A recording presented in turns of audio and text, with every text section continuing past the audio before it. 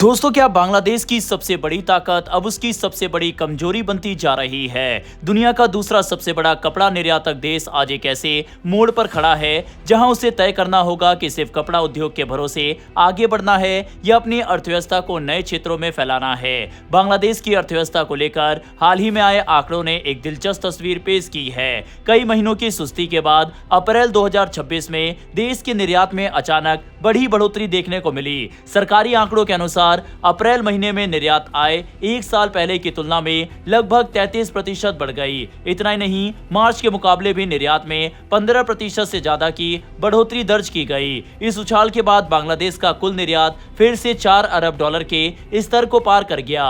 इस बढ़ोतरी के पीछे सबसे बड़ी भूमिका रेडीमेड गारमेंट यानी कपड़ा उद्योग की रही। बांग्लादेश के लिए कपड़ा उद्योग सिर्फ एक व्यापारिक क्षेत्र नहीं है, बल्कि उसकी पूरी अर्थव्यवस्था की रीढ़ माना जाता है।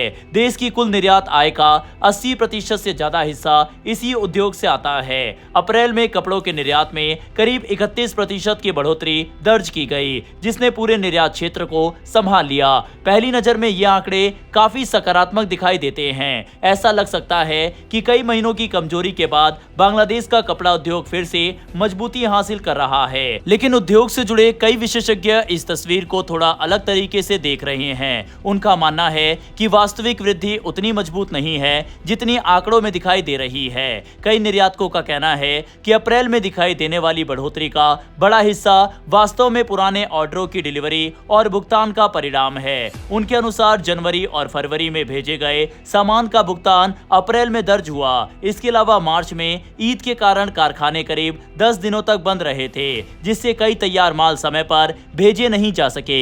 यही माल अप्रैल में भेजा गया और आंकड़ों में अचानक बड़ी बढ़ोतरी देखी गई। वहीं उद्योग संगठनों का कहना है कि अभी तक नए ऑर्डरों में कोई असाधारण वृद्धि नहीं देखी गई है, न ही विदेशी खरीदारों की संख्या में कोई बड़ा बदलाव आया है। इसीलिए उनका मानना है कि अप्रैल के आंकड़ों को देखकर बहुत ज्यादा उत्साहित होने की जरूरत नहीं है। असली तस्वीर जुलाई तक साफ होगी, जब ईद और शिपमेंट से जुड़े अस्थायी प्रभाव खत्म हो जाएंगे। दरअसल बांग्लादेश की पूरी आर्थिक सफलता की कहानी कपड़ा उद्योग के इर्द गिर्द घूमती है। स्वतंत्रता के बाद गरीबी और आर्थिक चुनौतियों से जूझ रहे इस देश ने सस्ते श्रम और वैश्विक बाजारों तक आसान पहुंच के दम पर खुद को दुनिया के दूसरे सबसे बड़े कपड़ा निर्यातक देश के रूप में स्थापित किया।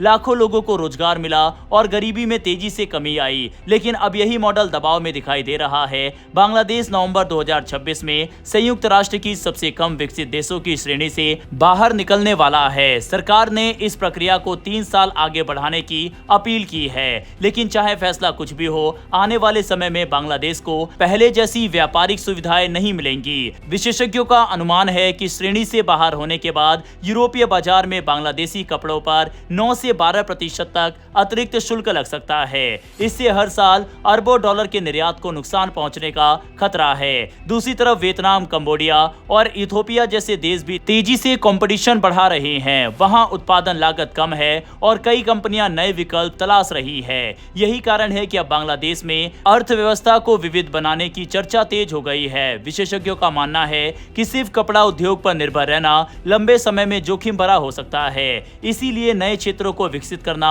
जरूरी है। इन संभावित क्षेत्रों में दवा उद्योग सबसे आगे माना जा रहा है।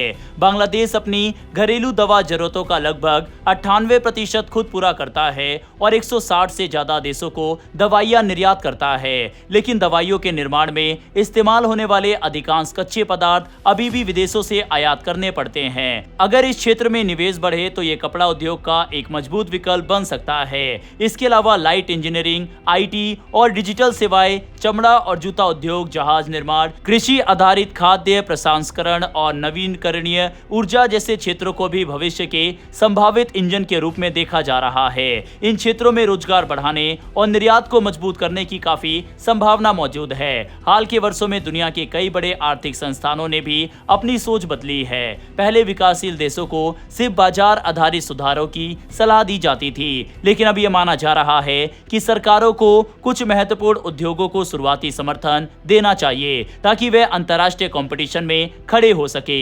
हालांकि इसके साथ एक बड़ी चुनौती भी जुड़ी हुई है। बांग्लादेश के पास पहले भी निर्यात बढ़ाने के लिए कई योजनाएं थी, लेकिन उनमें से कुछ अपेक्षित परिणाम नहीं दे सकी। इसीलिए विशेषज्ञों का कहना है कि सिर्फ पैसा खर्च करना समाधान नहीं है। जरूरी है कि हर योजना के स्पष्ट लक्ष्य हो, उसकी नियमित समीक्षा हो और जो योजना सफल न हो उसे समय पर बंद भी किया जाए। फिलहाल बांग्लादेश की इकलौती सबसे बड़ी इंडस्ट्री के ऊपर सबसे बड़ा खतरा मंडरा रहा है। खबरें ये भी आ रही है बांग्लादेश के निर्यात को समर्थन देने के लिए अब अमेरिका उतर रहा है और अमेरिका बांग्लादेश को बड़े ऑर्डर गारमेंट से जुड़े दे सकता है। हालांकि कुछ भी हो, जिस तरह से पिछले कुछ सालों में बांग्लादेश के हाल रहे हैं उससे वहां की स्थिति दिन ब दिन बदतर होती गई है। कुल मिलाकर बांग्लादेश आज एक महत्वपूर्ण मोड़ पर खड़ा है। कपड़ा उद्योग अभी भी उसकी सबसे बड़ी ताकत है, लेकिन भविष्य की चुनौतियां ये संकेत दे रही है कि अब नए क्षेत्रों में निवेश और आर्थिक विविधीकरण की जरूरत पहले से कहीं ज्यादा है। आने वाले कुछ साल ये तय करेंगे कि बांग्लादेश अपनी आर्थिक सफलता की कहानी को आगे बढ़ा पाता है या फिर एक ही उद्योग पर अत्यधिक निर्भरता उसके लिए मुश्किलें खड़ी करती है। जब तक बांग्लादेश भारत के साथ अच्छे रिश्ते बनाकर चल रहा था तब तक बांग्लादेश की विकास की रफ्तार काफी अच्छी थी, लेकिन जब से बांग्लादेश ने भारत के साथ अपने संबंधों को खराब किया है तब से बांग्लादेश की स्थिति खराब ही होती गई है। बहरहाल दोस्तों, इस खबर पर अपनी राय कमेंट बॉक्स में लिखकर बताइएगा। इन्फॉर्मेशन और वीडियो पसंद आई हो तो वीडियो को लाइक करके हमारी आने वाली डेली ऐसी वीडियो के लिए नीचे दिए गए सब्सक्राइब बटन को प्रेस कर बेल आइकन को जरूर दबा लें। फिर मिलेंगे ऐसी एक नई वीडियो के साथ। धन्यवाद। जय हिंद, जय भारत।